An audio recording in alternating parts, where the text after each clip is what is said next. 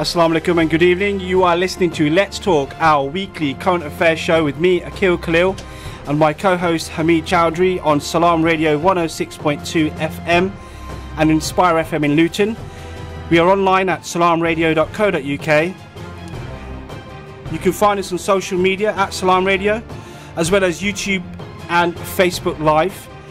We're also live, actually you can find us on our iOS and Android apps as well, brother. You can indeed. Yeah.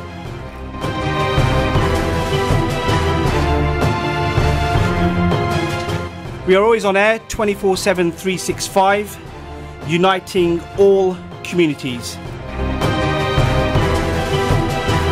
Please get involved with your opinions by calling us on 01733 602 133 or text WhatsApp us on 07745 278 978. Assalamu alaikum, brother, how are you? Wa alaikum assalam, alhamdulillah. It's good to be back. It is, yeah, it's weird. Well, it's been a couple of weeks, right? Yeah, 2 weeks? That's it? Yeah, you've been too busy. I've missed you, man. Oh, but you know, a lot has happened in those 2 weeks. I know. It's a lot has happened around the world. We've had Eid. We have had Eid. Actually, let's go back a little bit. We've had Hajj. We've had Eid. The day before. The day before. Yeah. How was your Eid, brother?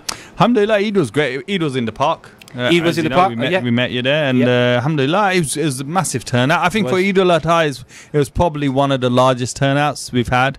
I mean, Eid al-Fitr is always bigger, which is a bit of a shame actually, because Eid al-Fitr, the Eid that comes after Ramadan, is bigger because people are fasting and they're waiting for Eid, and it's a celebration.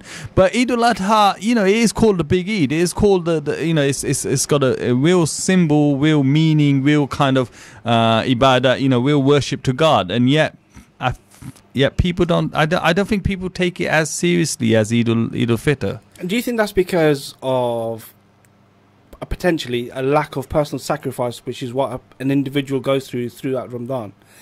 So you're not completely. So the affiliation. You say essentially the Eid al-Fitr. There's light at the end of the Ramadan tunnel. Yeah, that's right. Yeah. No, you're right. But with Eid al-Adha, you know your friends or family members have gone away to do the pilgrimage. And so that's going to happen at some point. So I think that's you're right. Actually, it's because there isn't any. There isn't something you personally do, although it's recommended to fast, especially on the Yom al-Arafah, which is the Hajj day, effectively. Amazing. That's the day when people stand at Arafah, the plain of Arafah. And for those who are not there, they're not allowed to fast. But for those who are not there, they can fast. I mean, it's a voluntary fast. They can fast and partake in that kind of ibadah, and then the following day they will be Eid. But putting that to one side, nonetheless, it was a great occasion. A huge number of people turned up. I'm sure the masajid were quite full as well. So I mean, Hajj is a fascinating time as it is. I mean, for Muslims and non-Muslims. For Muslims and non-Muslims, but the place. If you go back, that if not most of the traditions of Hajj are Abrahamic traditions. So, as in the patriarch of religions, Judaism, Christianity, and Islam, and a huge number of traditions are part of his, are part of the Abrahamic tradition. But the city of Mecca was established by a woman, his wife Hagar, right, who was a black woman. So the whole the most holiest site, or the most holiest place on earth, from the Muslim perspective, and certainly from Abraham's perspective, and thus it should be from the Jewish and Christian perspective as well, is that place in Mecca, the house that Abraham built, and that house, which now rests in Mecca, in the city of Mecca, was a place that was founded by a woman, a black woman.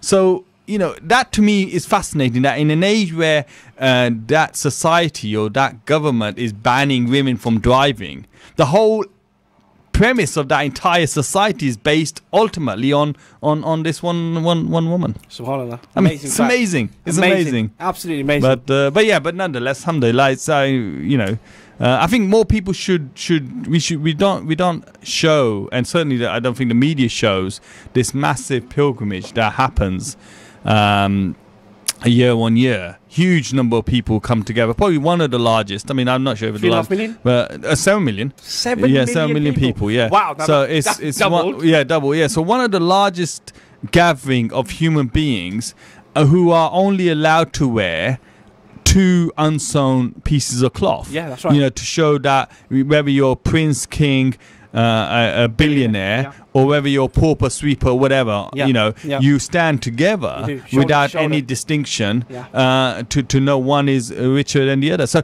and that is an amazing sight. And unfortunately, there's not enough media coverage of that, because I think when people see it, they are moved by it. Absolutely. I mean, I went for Hajj, almost a decade ago now.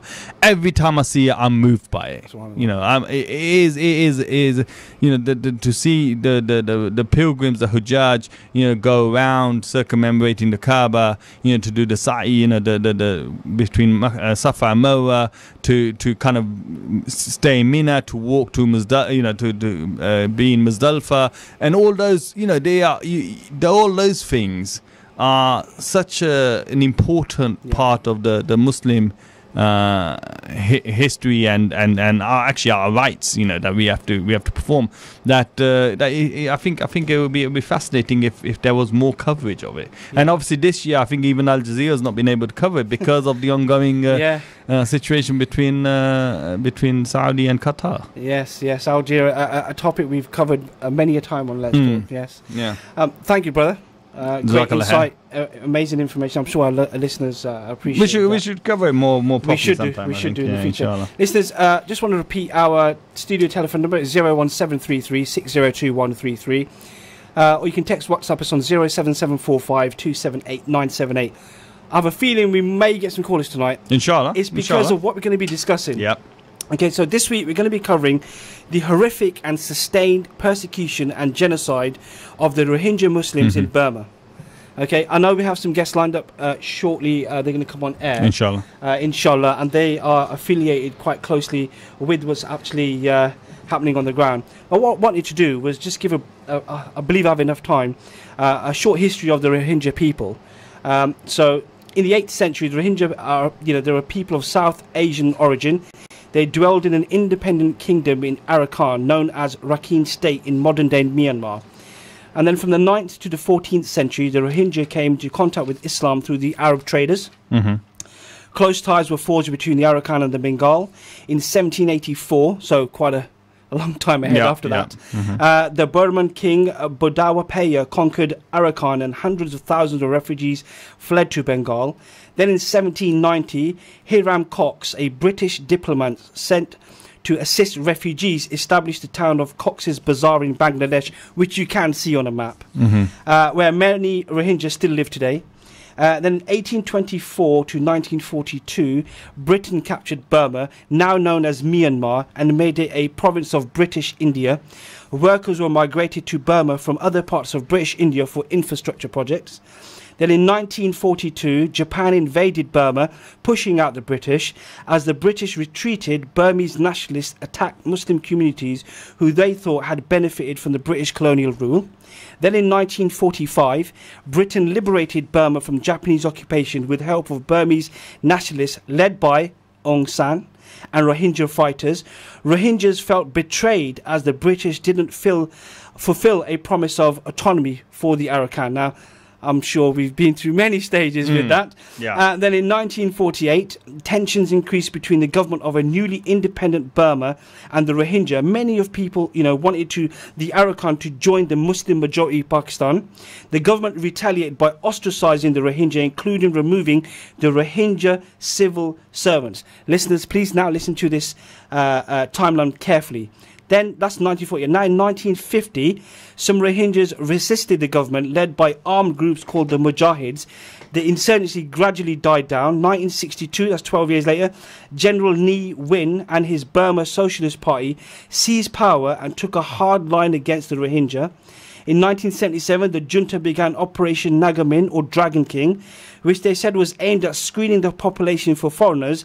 More than 200,000 Rohingya fled to Bangladesh amid allegations of army abuses, and the army at that stage denied any wrongdoing. Then in 1978, Bangladesh, this is quite disturbing, Bangladesh struck a UN-brokered deal with Burma for the repatriation of the refugees, which under most Rohingyas returned.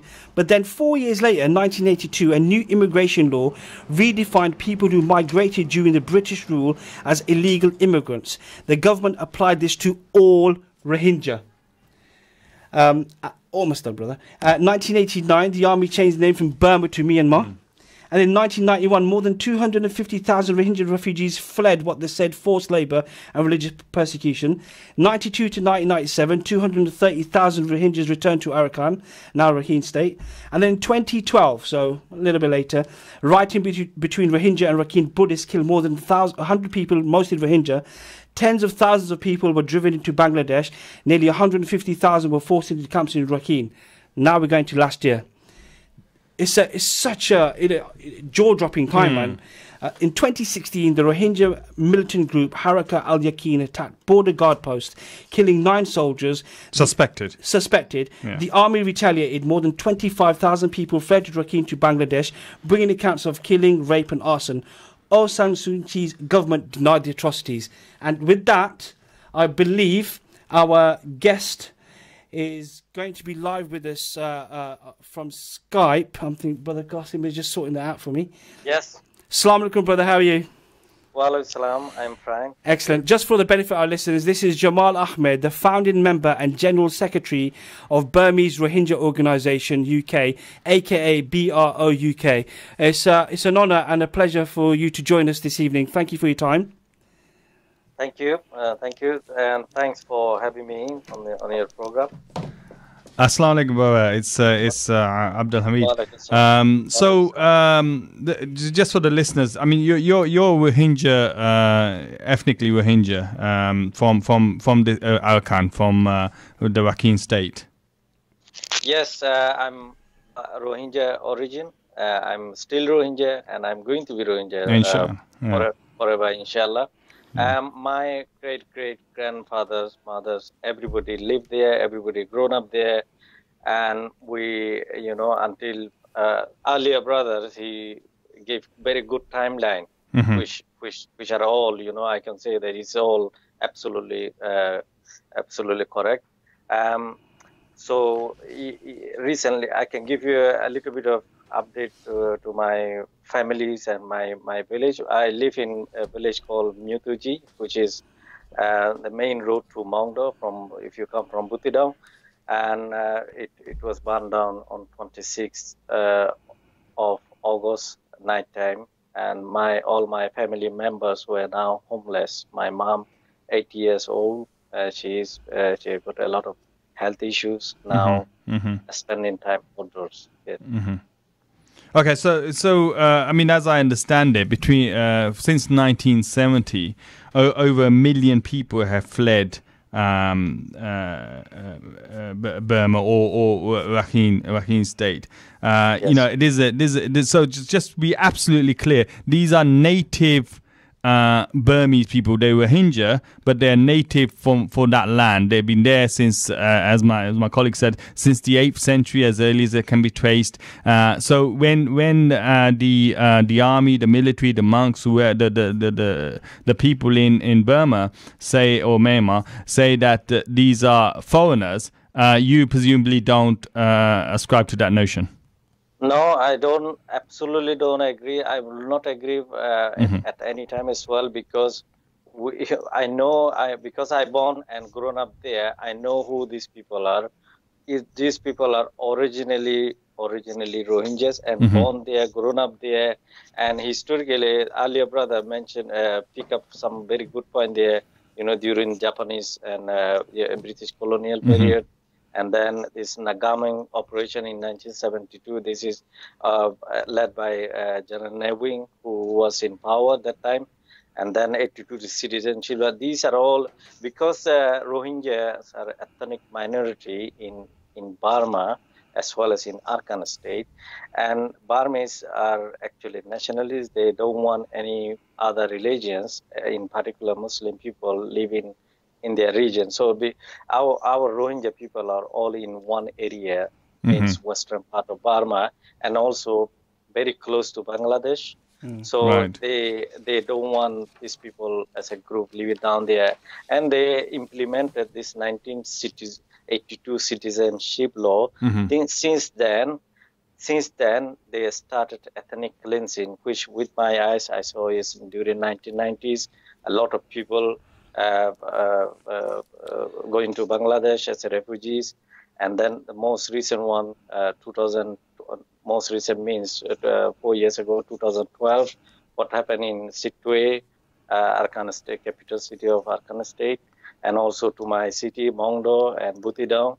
But during that period, the most damaging happened is in Sitwe, where 160,000 people were forced to IDP camps, and a lot of people died while they going away to Malaysia, Thailand, and some people fallen on the human traffickers. A lot of people floated on the Bengal, on the sea.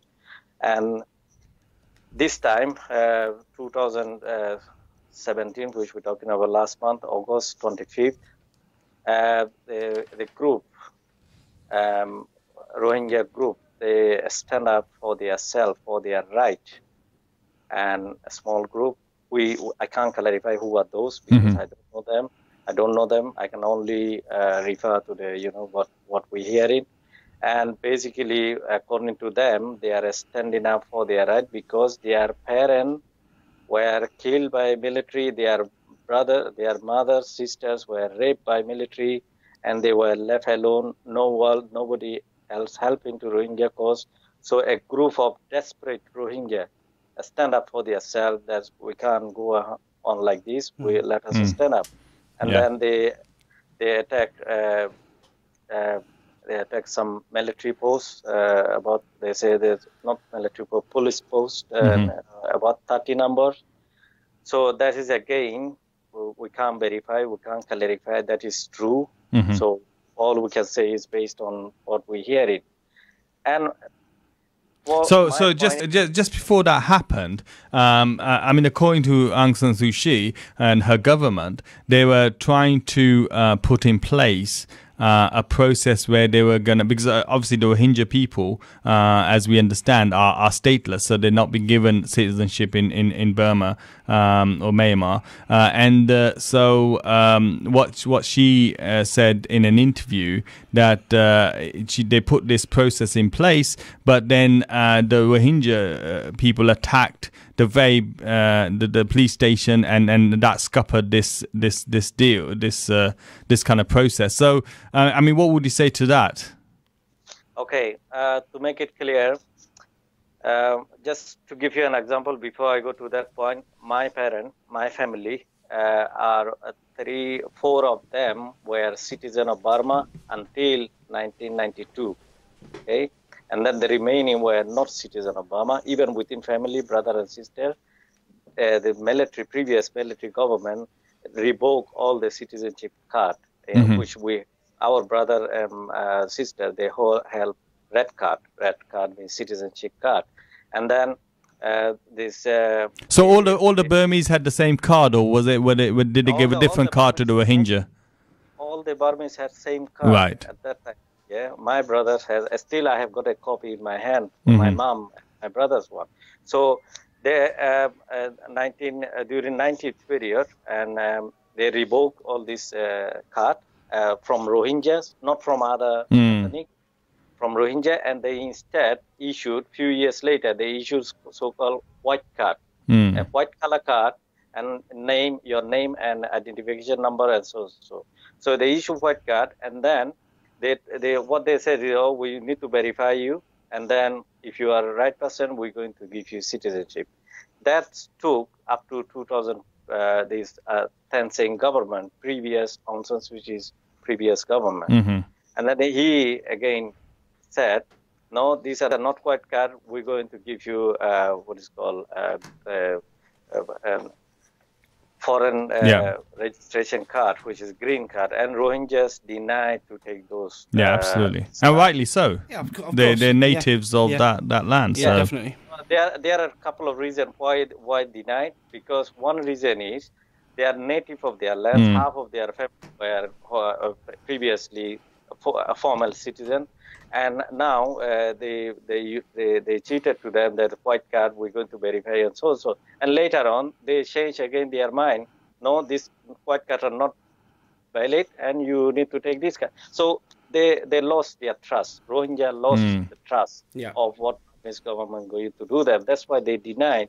And historically, Rohingya were able to participate in the election, and they were member of parliament in the government, in the previous government, and even during Tenzing 2010 election, 4 Rohingya members were participated and elected under USDP party. So after Aung San Suu Kyi, when Aung San Suu Kyi started campaign, then she refused to accept Rohingyas to stand up for election, to stand up for parliament. Now Rohingyas' right, all the Rohingya rights gone. Yeah, yeah. I mean, at the moment, she has also said, that Burma is now facing its biggest challenge, and that it's a little unreasonable to expect us to solve this issue in 18 months, and that the situation in Rakhine has been such since many decades. It goes back to pre-colonial times. So she accepts that it's been going on for a long time. But what I find quite disturbing, I would like to know your opinion actually, is when she said the government needed to, and I quote, take care of everybody who is in our country, whether or not they are citizens. I mean, this is coming from a Nobel Peace Laureate. You know, how does that make you feel, seeing your people, seeing your families in this situation where you have this person whose profile is undeniably so, she's one of the most famous women on the planet. She's the de facto leader of your country, and, you know, that many members of your community have been displaced under her watch. Yeah, my view is that if she has a will to solve the issue, to help, and definitely she can make it. But on the other side, all this, I would say, majority of the crime committed by military, which is Me Online, under Me Online. So Me Online is, I can say that my point of view is more powerful than Aung San Suu Kyi. Okay, so do you feel that she's just a poster girl then, with little or no power? Do you feel she has any influence whatsoever? I mean, in the West, certainly in the press and in the media, her profile is being seen as giving cover to the military, who previously did exactly what they're doing now, but they weren't being challenged and didn't really care what was going on. Now, the West has quite rightly got, someone who they can point the finger to, who is a Nobel Peace laureate, and they've got someone to point the finger and say, look, you need to do something about this. Yeah, what I can say is Aung San Suu Kyi has the people power. Right. 90% of the people of Burma are, Aung San Suu Kyi's people. But military has the weapon power, military power. Yes. Two different things here. Yeah. So if Aung San Suu Kyi come up with her, a statement, or from her even, from her voice, that we should stop this, we need to stop this, we can't do these kind of things, and she can ask people that, to stop this happening, I'm sure this at some point this will stop. But she's not doing that. She has got people power. In the world, you can see people power are more stronger than military power.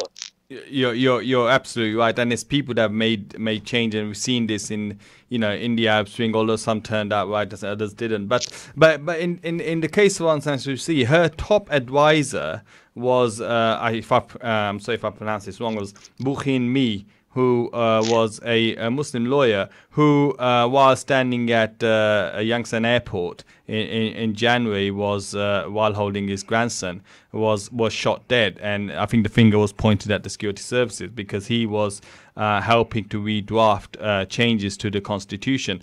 Do you think that sent a message to Aung San Suu Kyi that if she was to step out of line, that could potentially be the outcome? And do you think that's the reason why she's not said anything. I think this idea about you can't expect it to resolve in 18 months is only I mean, everyone recognizes that things take a while, but at least people can come out and say something against the atrocities the ethnic cleansing that is happening on her watch. So in this sense, I mean, with her, do you think that she's frightened from the military and made to be silent?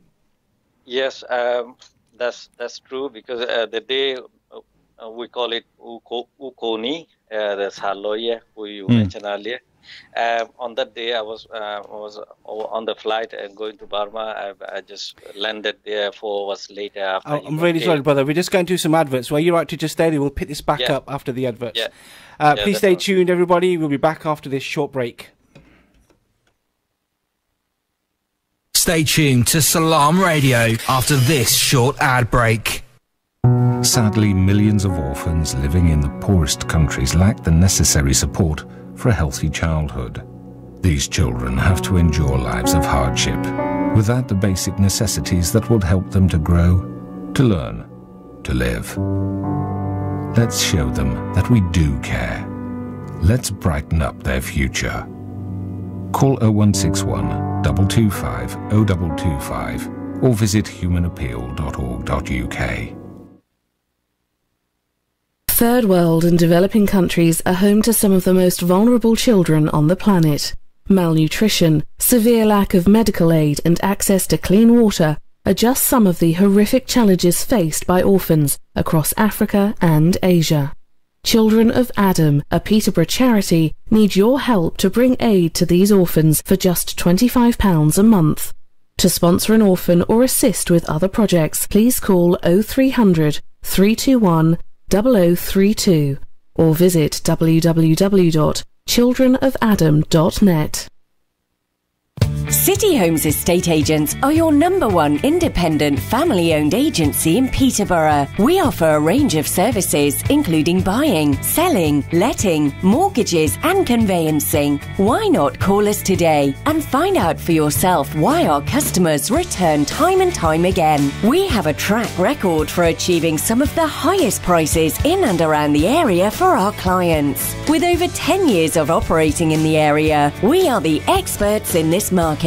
Put us to the test today by calling 01733 348 677 and quote discount code RADIO for our exclusive rates for this promotion. City Homes, bringing people together for over 10 years. Feel like some great tasting chicken tonight? Great meal deals, wraps, burgers and sides. We've got it all at Chicken Palace. Call and collect at 302 Lincoln Road on 01733 702 447 or 8 Park Road on 01733 34 3750. Chicken Palace, open 11 a.m. till late. मेरा नाम आयशा है और मेरा ताल्लुक Kashmir orphans relief trust Mirpur से है। Court educational complex जरीकस मेरे ख्वाबों की जन्नत, जहां बेहतरीन देखभाल, आला तालीम, बेपनाह प्यार और मेहरबान शफकत हम सबको हासिल है। अब फेज 2 में 500 बच्चों और बच्चियों के लिए रिहाइशगाहें बन रही हैं और इसके लिए 9 करोड़ रुपए चाहिए। मुझे यकीन है आप मायूस नहीं करेंगे। Kashmir orphans relief trust 0300 123 774 court.org.uk. The 8th of October sees the return of the Peterborough Great Eastern Run. Sign up to fundraise for Penny Appeal to be orphan kind and run, jog or walk the half marathon or the 5k fun run. All proceeds from this challenge will go towards providing a safe, nurturing environment for orphan children in Pakistan, where they can gain a proper education and build a brighter future. We'll be with you throughout the whole experience, from the minute you sign up to the moment you cross the finish line. All the support and encouragement we can give will be available for you whenever and wherever you need it. For more information, please contact Haroon on 07714 249 215. Penny Appeal. Small change, big difference. This is Imam Siraj Wahaj from Masjid Al-Taq in Brooklyn. Keep talking. You're listening to Peterborough's community radio, Salaam Radio, 106.2 FM. Assalamu alaikum. Welcome back to Let's Talk on 106.2 FM. With Brother Hamid. Assalamu alaikum again, brother. And we also still have our guest on Skype. Assalamu alaikum, brother. Are you still there? Excellent. So just for the benefit of our listeners, this is Brother Jamal Ahmed. He's the founding member and General Secretary of Burmese Rohingya Organisation UK, aka BROUK. I think it's Jamal Ahmed. Is it? As in with the R. Oh, Jamal Ahmed. Oh, right, okay. Listeners, please get involved with the show. It's a really, really important subject. You can call the studio on 01733 602 133, or you can text or WhatsApp us on 07745 278 978. We're just going to pick up from where we left off. Yeah, inshallah. Yeah, Jazakallah khair. Jazakallah for joining us back, Jamal. It's great having you on the show. Yeah, just want to move forward. I mean, we don't have a huge amount of time left, unfortunately. I mean, I think we could have done with a lot more time on this show.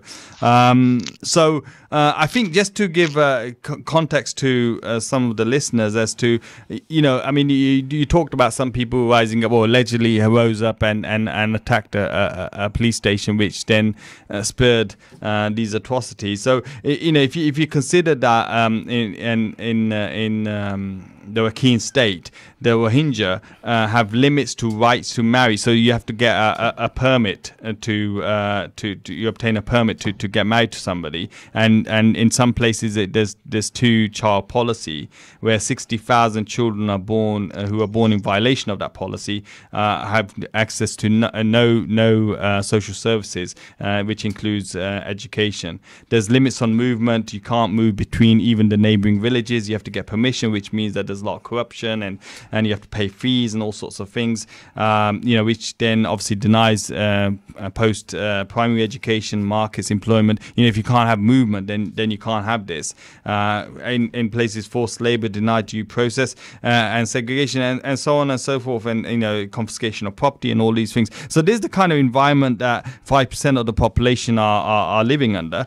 But the question, I suppose, is that do you feel that Britain, in particular, more than any other country, has a debt to the Rohingya after, and should be doing more, since in 1942 when the Japanese invaded or had invading army, the Buddhists actually sided with the Japanese, while the Rohingya were the only ones who stayed loyal to Britain and fought on the side of Britain and died for Queen and country. And this fact was alluded to by General Min Aung Hlaing, who pointed to this while talking about the current repression, and he now is the commander-in-chief of the military. So with that in mind, and within that framework, do you feel that Britain has more of a responsibility and should be doing more? Yes, brother.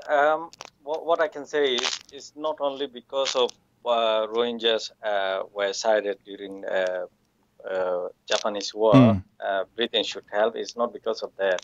It's not only because of that, but it's also the whole community, the whole ethnicity is completely wiping out from the earth.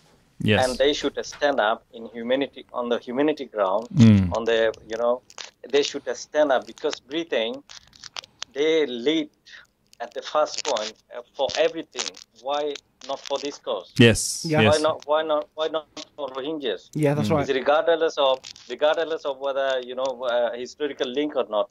These people are suffering. Earlier you mentioned, brother, very rightly, the restriction of movement, restriction of marriage, and they suffered 20 to 30 years of this since 1990, when this military took over government from previous, Masala, which called the Socialist Party, and they were suffering so much. And when people lost their hope, and they still try to keep it peacefully without holding any gun, without creating any problem. They still patiently waited until last year October. And some people stand up there now, they changing their direction. We need to protect our security. Okay, brother, I want to point out one very important point here. Last year October, when these people attacked first military post, since then until 25th of August, this military government, this Aung San Suu Kyi government, quietly, without taking any action, without looking for these people. Who are these people? Why can't they? Without looking for them, they just quietly and holding their hand up, just look at them until these people grow. They grow, and then instead they fuel them through the informers, through the other sources. They just look at them until they come up this 25th August attacking military or police outposts. So these are in other words, these are their plan, implementing their plan. They are achieving their plan. They look for it, and now they are to the point that they can wipe this Rohingya Muslim out completely from Arakan state. Yeah. So we have 800,000 remaining Muslim after 2012 in Arakan. Now you know more than me, which is 270,000 almost. We call from the media that fled to Bangladesh, and some are trapped in the mountain. So half of them are already gone. Another half living in fear. So we don't know when they're going to die because all the business are shut down. There are nothing to eat within the country. I'm talking about within Arakan state. There are nothing to eat. No food. No water. No medicine. I think.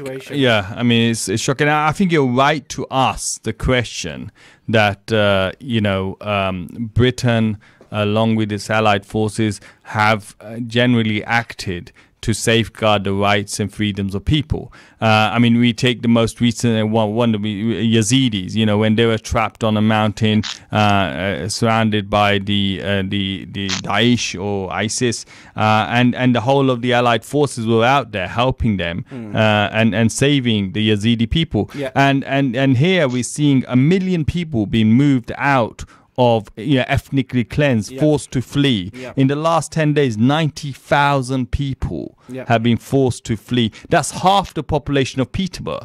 Peterborough's population 180,000. That's 90,000 people from from our city being forced to flee. It's shocking. And you're absolutely right to ask where is the moral compass of Britain and the allied force, United States and other, France and Germany, these European countries, which are very quick to act in the case of the Yazidis, in the case of Libya with Gaddafi, in the case of other, where they felt that the state was acting in a manner which was not in line with human values. And yet in this case, the government is remaining silent. Absolutely. Can I add one thing on there, very important one again? These Western countries, including Britain, American, and European, they trust and they relied on the Aung San Suu Kyi, who is a state consular. They don't trust or they don't take any words from General Me Online, whatever he said and whatever he do. But because of her silence, that's right. And these people are so her silence has big consequence or big effect on the suffering of Rohingya people. That's why her speaking. I mean, she is a Nobel Peace Laureate. I mean, she should be saying something. She should be saying something on day one, quite honestly. But it took her 4 days. No, she hasn't really said anything. Well, she did. She came out and she said. It won't take 18 months. No. She came out and she said it was terrorists and there's a huge an iceberg of misinformation. Right. So blaming the victims. Yeah. So she has spoken. I mean, there was this. I mean, take the case of Bukhin Mi, who was her senior advisor. It took her 30 days. He was assassinated. It took her 30 days before she said something. And this is my point. And we're a little bit strained for time, unfortunately. Can I just want to thank brother Jamal. Thank you very much for your time and your insight. We make dua that things change Inshallah. for the better, and I hope the international community all gets together and actually brings about a change. This can't continue. Absolutely. But thank you very much for your time. Jazakallah khair. Thank you for having me, and thank you very much. What I can't understand about Aung San Suu Kyi is she's not only said nothing, she hasn't even visited the place. She is the leader. She is the state chancellor. She is the buck stops with her. Yes. And a crisis has happened. there's ethnic cleansing. The military has gone off to do what it wants to do, although she claims that it's not free to do it, but it is doing it. And yet she hasn't taken the time out to go and visit the place, visit the people, to kind of stamp some sort of responsibility on the situation. Rather, she's kept quiet, kept silent, and on the contrary, in many interviews, blamed the Rohingya people. Just to add to that, I mean, she said that the government needed to, and I quote, decide how to differentiate terrorists from innocents. I just can't believe some of the things that have been said here. Right, so the fact that there are limits on rights for people to marry, they have to take a permit. The fact that there's no movement, they can't even go to the neighboring villages. The fact that they are forced to work for free for government and military authorities. The fact that their properties are constantly confiscated, arbitrary arrests, physical, sexual violence. They are segregated, barred from teaching medical and engineering professions. I mean, the fact that all this goes on in a country, the terrorists are the ones who are the victims of this. Yeah. I mean, please, come on. We weren't born yesterday. I'm totally with you. I mean, the UN reports time and time again talk about ethnic cleansing, talk about crimes against humanity. The Office of High Commissioner for Human Rights published a report in this year, 2017 of this year, evidence for gang rape and killings, including children and babies, committed by security forces. Yeah, I agree with you. And our second guest brother is now available, I believe. I'm just going to bring them. Salaam alaikum. Welcome, Salaam. Thank you very much for joining us. Just for the benefit of our listeners, this is Zubair Ahmed. He's a trustee of Unite for Humanity, a Peterborough-based charity. He recently visited the Rohingya early this year to get a real sense of the situation. Thanks very much for being part of our show. We appreciate your time. Thank you. Jazakallah khair for having me. Can we get a little bit of information, actually, for the benefit of our listeners? Can you tell us a little bit about what you've seen on the ground? I mean, when were you there? Okay, so this January, because of scenes that are happening now, decided I couldn't, sit around, so we decided to go to Bangladesh. Okay. And alhamdulillah, I personally visited the Rohingya in every surrounding country that they'd fled to. Wow. Because I really wanted to get an insight, because with our charity, we don't like to do things unless we have full facts, and we really want to help the most needy. So I went over to Bangladesh. From there, we went over to the border of Bangladesh and Burma, across the Naf River. We took a lot of interviews, spoke to a lot of Rohingyas, found out what the problems were. And, we found out quickly that these people in a lot of the camps there that are registered in Bangladesh, where all the charities were working and telling us to go to the Petalong, I'll totally pronounce the name wrong probably now, the Petalong camp and these other camps. These Rohingyas have actually been there for 10, 20 years. So they weren't the Rohingyas that we wanted to help. Mm-hmm. Obviously, the images that were coming out of rape and persecution and killing, we'd raised money for these Rohingyas. So we wanted to find them. So obviously, then we found out they were in an area called No Man's Land, and the issue is a lot of charities don't go there because you don't... And is No Man's Land in Bangladesh or is that over in Burma? It's basically in Bangladesh. So right. You can see Burma from there.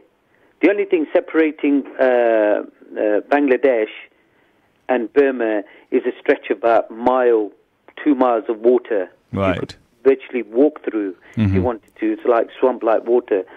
So all these refugees that are coming in now as well, they will be in that area, unregistered camps. So obviously we did our research there. We did a lot of aid there, but we wanted to know more. So from there, then we went to Malaysia because they were fleeing to Malaysia as well. So we went to Malaysia. We spoke to the Rohingyas there. We took interviews. I mean, we had some horrific interviews. We'd met girls as young as 12 who'd been raped, gang raped. I mean, we made all the videos. They're all documented. We met people who physically saw their parents being killed, husbands, wives seeing their husbands being chopped up. It was really horrifying, the stories that we were hearing from them from first account.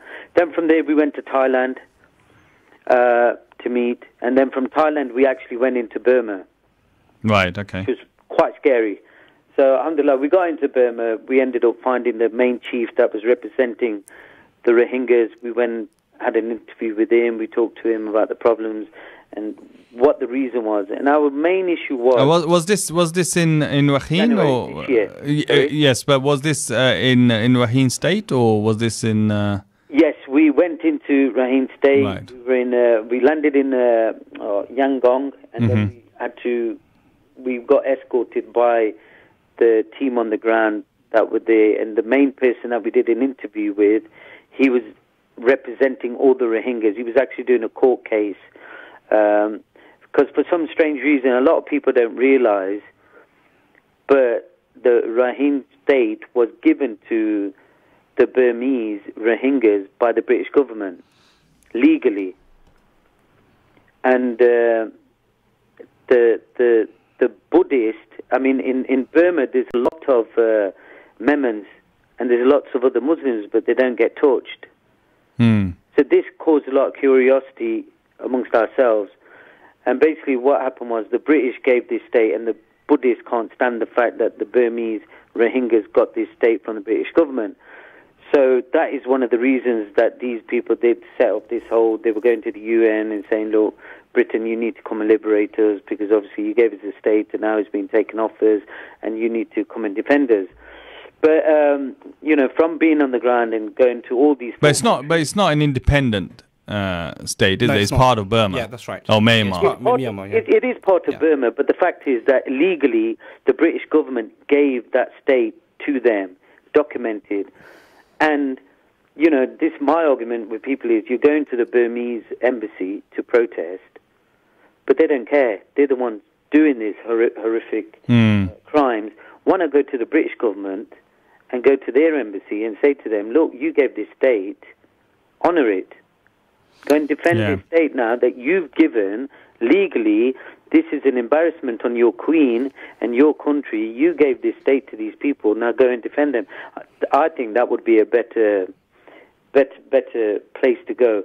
But the thing is, the torture is out there. I mean, firsthand, I spoke to people, women, children, elderly, and it was horrific. I'll be honest with you. I was going through it now, past couple of days, because obviously we're going, and I've been putting up the messages back onto our Facebook page, and it all came back to me. Yeah, it's going to, isn't it? I mean, some of the articles you read now, the videos you see, some of the stories from the people who've managed to get to some safety. I mean, even without being physically there myself, I mean, it's horrifying. It is absolutely. And then when you hear it from people who've actually seen it, lived it, and their emotion, and you're right in front of them, it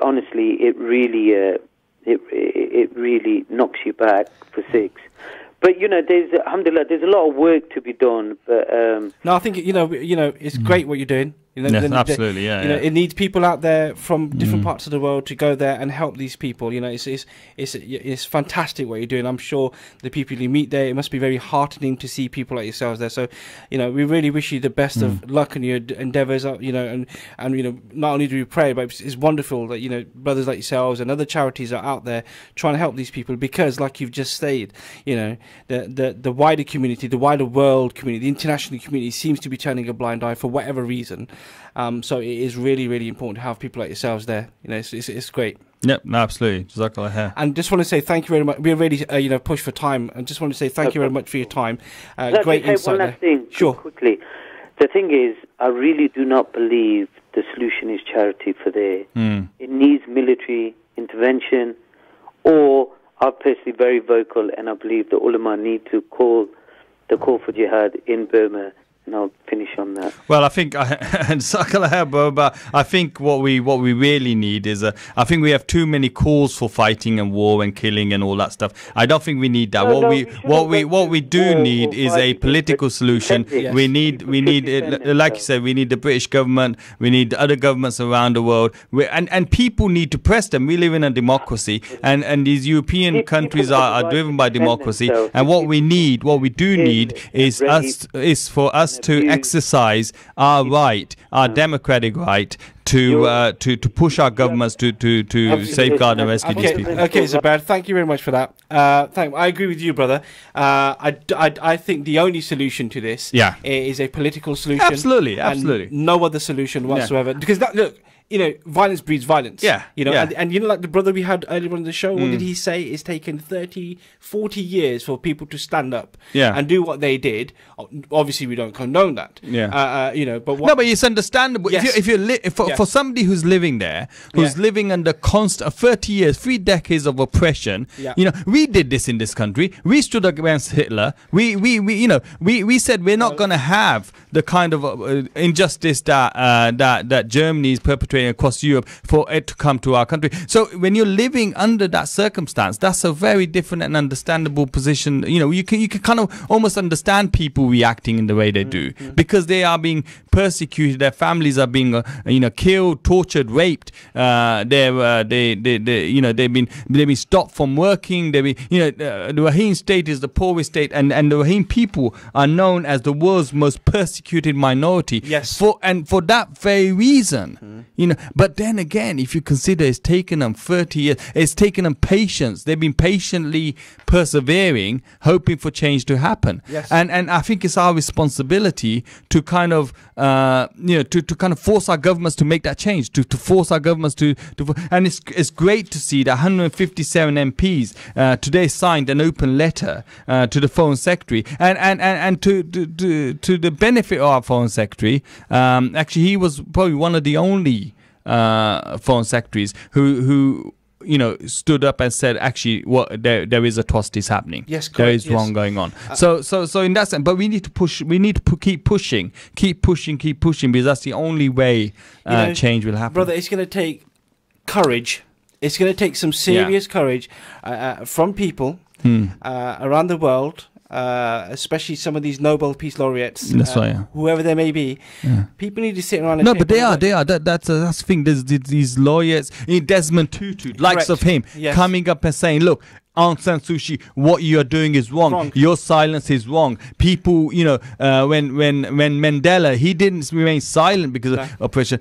Gandhi, he didn't remain silent when people were being persecuted in India. That's Muslims were being persecuted. And he was killed. And he was killed. And she uses him. She uses him as a role model. Jawaharlal Nehru and Mahatma Gandhi publicly condemned violence against Muslims during this partition. We should never forget that. These people are icons of history. Whichever side of the fence you sit on, there is the only solution to this is a political solution where people are seen to be equal and rights are fulfilled. Now, if it means that they need to give them a state and for them to function as they need to be, that needs to happen. This is continuation of this situation where a minority group who have quite literally no rights, who are displaced, who have the brother who at the beginning, they have nothing to live for, and the international community is turning its back to them. Quite honestly, what we need a diplomatic solution, but we also need. I mean, we don't want we don't want an orchestra without musical instruments.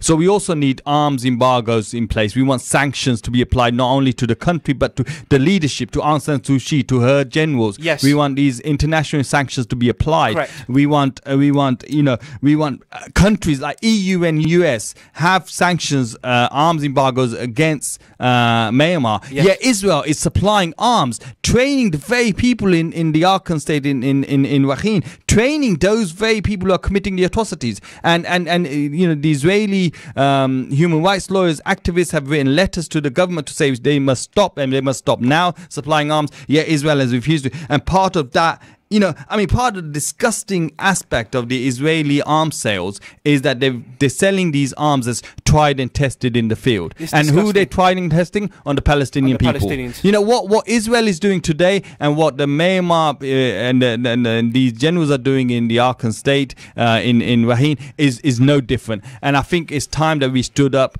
and against evil, but more importantly, right now, more urgently is that we push our governments to stand up against the Myanmar government. Absolutely, I 100% agree with you. We have had listener interaction on Facebook as well. Thank you very much for that. Unfortunately, we don't have enough time to read any messages. We have honestly on our page. It's wonderful. Thank you very much to our listeners. We appreciate it. Very, very important subject, you know, and it's important that people learn about what's happening in this situation, help where they can, whichever format they be in. We pray and hope that these people have some salvation, and also, you know, if you can help in any way, shape or form, there's plenty of charities out there who help. And I have literally got a minute left. Yeah, just give me 1 second. You have 10 seconds. I think we need to take lessons because we're a minority people in this country. Correct. And we can't allow the racists, the xenophobes, and we've talked about the Islamophobes in this country to raise their heads, because ultimately what may happen is what's happened in what's currently happening in Rohingya, or what happened in Bosnia and other places that we, you know, and so that's why we have to be politically active and democratically active. Yes, be an active citizen in your country. Absolutely, without doubt. And with that, I've got 30 seconds. I just need to say there's an event taking place on the 8th of October. It's the Perkins Great Eastern Run on 2017. I know there's people from Salaam Radio team involved. Hashtag Team Orange, part of Penny Appeal, partners with Salaam Radio. You can sign up today. You can contact haroon.motar@pennyappeal.org. You can call him on 07714 249 215. That's the Peterborough Great Eastern Run.